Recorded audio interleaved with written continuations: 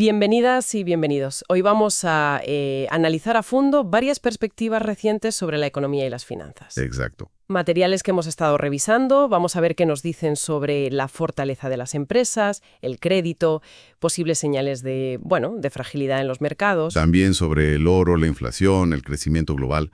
La idea es destilar lo clave de cada análisis. Para tener una imagen más clara, ¿no? De qué fuerzas están jugando ahora mismo. Eso es.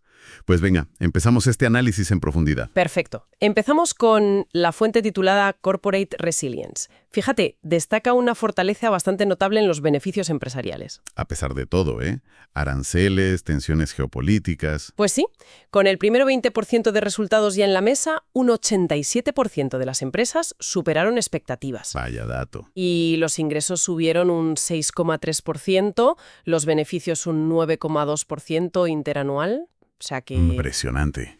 Y sigue tirando la tecnología, claro, concentra mucho el S&P 500, es responsable del 34% del rendimiento. Ajá. Luego van los financieros con un 13%. Energía sigue siendo un lastre, eso sí. Pero bueno, la fuente también advierte, ¿no? Que no hay que confiarse. Exacto. Dice que estos resultados son fruto de años, pero que los problemas pueden surgir de repente. Impagos que afecten a bancos, por ejemplo. O una desaceleración de ventas en consumo. Eso mismo. Además, las valoraciones del mercado siguen altas y eso genera cierta inquietud. Pero la resiliencia de las empresas hasta ahora parece evidente. Y esa tensión, esa posible inquietud nos lleva bien a la siguiente fuente, Dodge the Bullet, que se centra en el mercado de crédito. Sí, un mercado que intenta mantener la calma, después de las quiebras de Tricolor Auto y First Brands. ¿Cómo lo está haciendo? Pues parece que los bancos, sobre todo los regionales, han estado usando fondos de la Reserva Federal para ajustar sus requisitos de liquidez. O sea, esquivando el problema gordo por ahora. Como quien dice, esquivando la bala, sí. Pero, ojo, el mercado de leveraged loans, los préstamos a empresas ya muy endeudadas, sí muestra signos de estrés. Ah, ¿sí? Sí, los diferenciales de los bonos más arriesgados, los CCC, han subido un poquito. Es una señal de que los inversores están atentos. Vale. Y los BDCs, estos vehículos cotizados que invierten en crédito privado, pues siguen flojos en lo que va de año. Se habla mucho de un posible recorte de tipos de la Fed la semana que viene. El mundo del crédito lo espera como... Como agua de mayo, sí. Lo ven muy necesario. La pregunta es, ¿será suficiente? ¿O solo calmará las aguas temporalmente? Esta idea de fragilidad conecta con la siguiente fuente. Justo, Fragility. Esta fuente hace algo interesante. Compara la situación actual con 1987. 1987. El año antes del lunes negro. Exacto, cuando el S&P 500 se desplomó un 22,6%.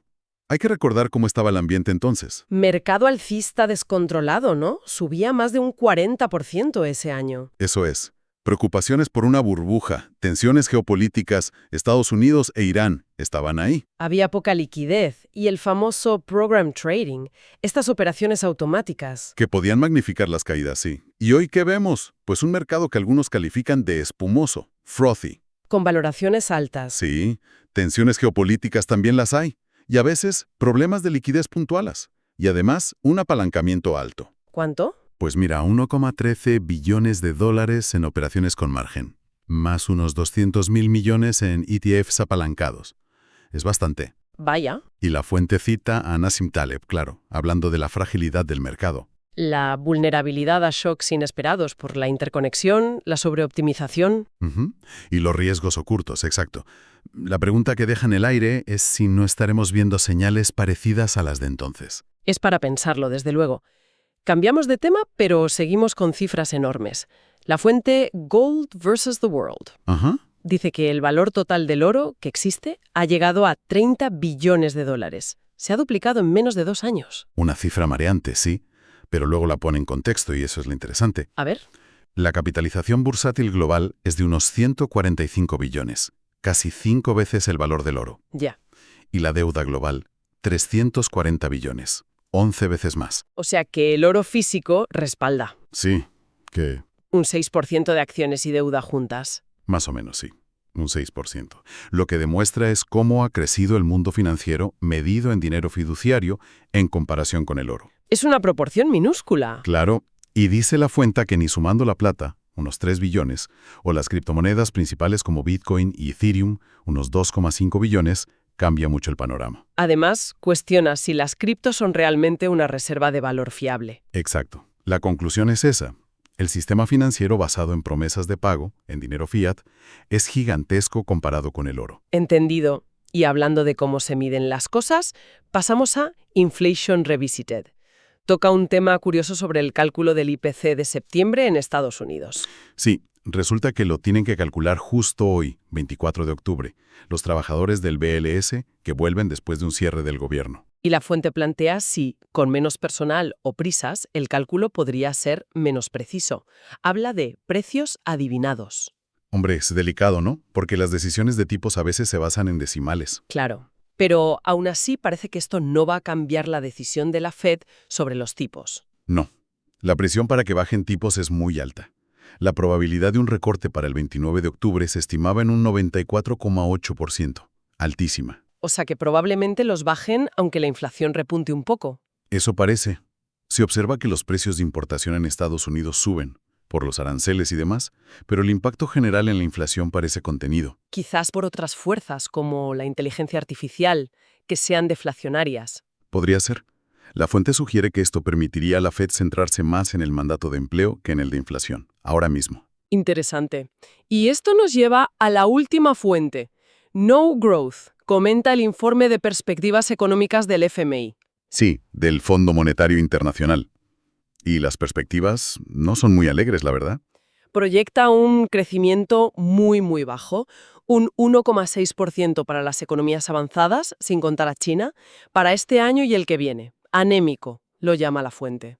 Y llama la atención que el FMI no espera un gran impacto de la inteligencia artificial en el crecimiento global para 2026, a pesar de toda la inversión que se está haciendo. Es curioso, ¿sí? Y mientras tanto, la deuda sigue subiendo. Claro. En Estados Unidos, por ejemplo, se calcula que hacen falta unos $5 de deuda nueva para generar solo $1 de crecimiento del PIB. Eso no suena muy sostenible. No lo es. Y con estas tasas de crecimiento tan bajas, ¿cómo se reduce la montaña de deuda global de 340 billones? Haría falta muchísima inflación o algo drástico. Y claro, la pregunta que surge es, ¿cómo van a crecer las grandes multinacionales a tasas de 2 dígitos si el mundo en general apenas crece? ¿Es la gran pregunta? Bueno, hemos repasado bastante.